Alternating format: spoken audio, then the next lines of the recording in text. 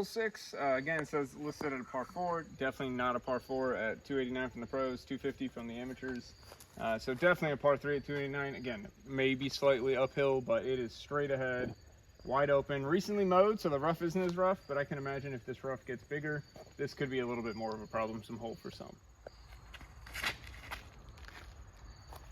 Fade, or just go dead straight.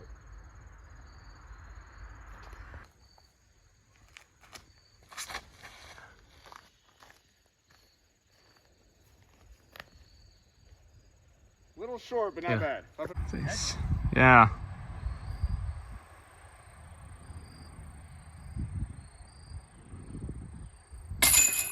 Oh, that hurts. That also hurts.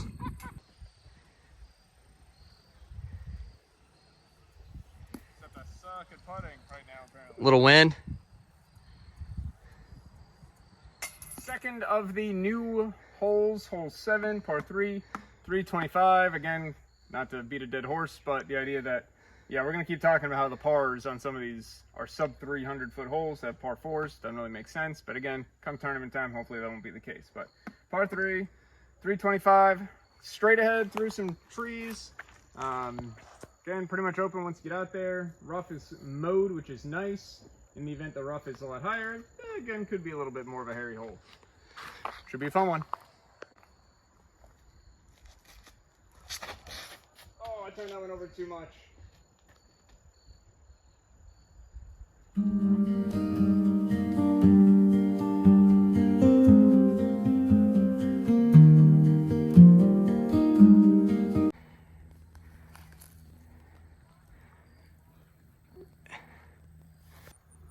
Nope, that's so bad. Hole 8, again, this one actually is a legit par 4 at 524 feet. Slight downhill to the woods, and then it kind of curls up left. I think you want to land a little bit more right as a right-handed thrower on the fairway. Yeah. Right at the edge of the woods. If you can make it into the woods, great. But if not, that's where you want to land, so you can then punch up into the... Yeah, and we said, I think we measured the woods line is about 387 feet. Mm-hmm.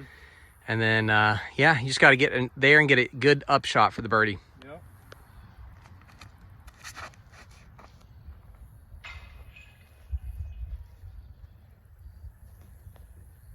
And that's a good spot. Oh, yeah, that was much better. That was perfect. Ooh, that's not.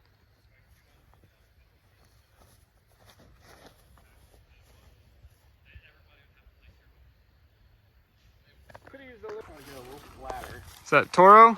Yeah.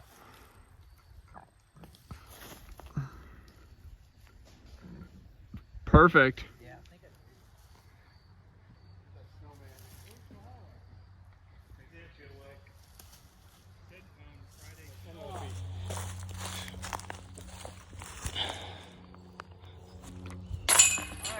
Hole 9, right smack dab in the middle, par 3, 295, slightly downhill.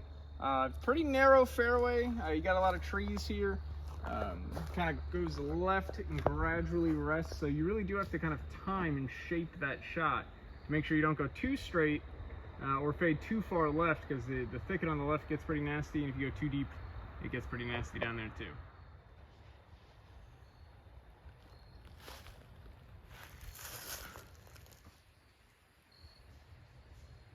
Great shot. I think Cole's got his Mako, new Mako.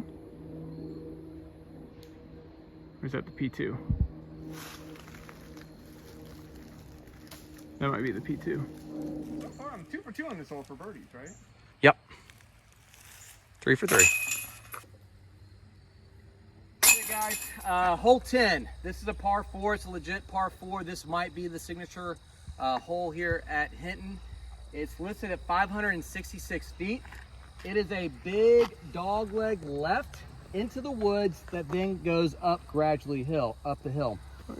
We shot the entry point into the mouth at about, I think it was about 290 to 300. Yep. I think you actually want to push closer to 325. Yep. And be on the outside for your upshot. Mm-hmm. If you're too close inside, it makes for a more difficult upshot. So All right, this is a good hole.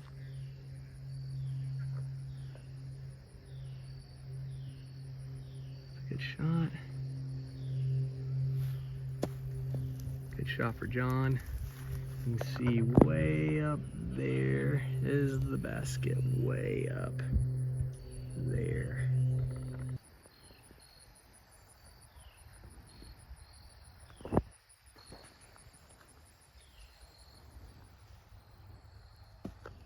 Beautiful. Oh, not high, Cole. But snuck up there.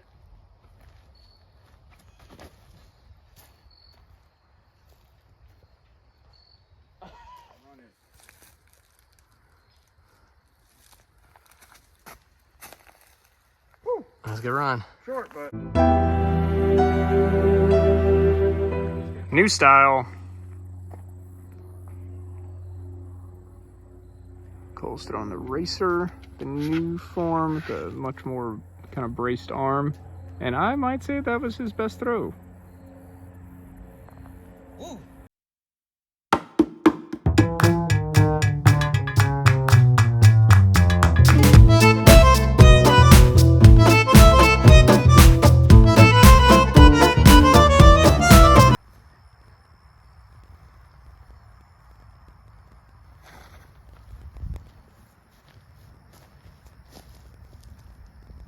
Yep.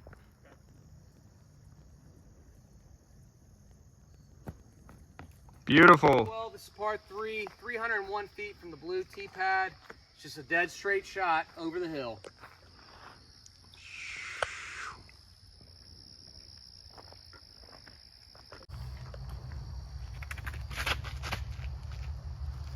Come back, please. Too tense. Yep. It's not. I'm pulling instead of letting it kind of whip around.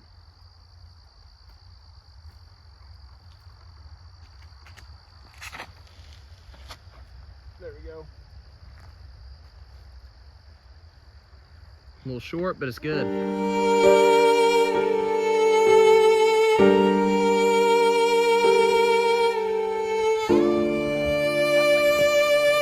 Hey guys, this is hole 13. It's a dog leg left. It's 323 feet.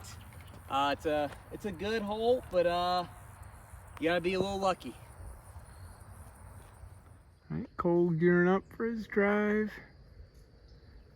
Disc selection being very important, especially on some of these newer holes, trying to figure them out.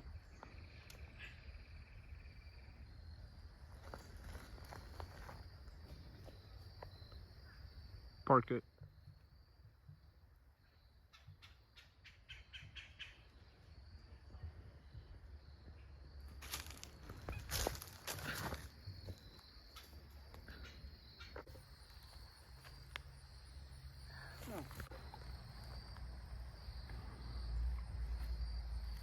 All right guys, we're at hole 14.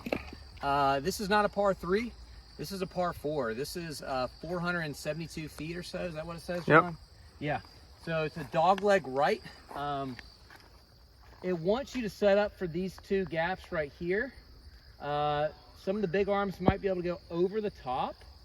And then there's also a route that maybe you can sneak to the right.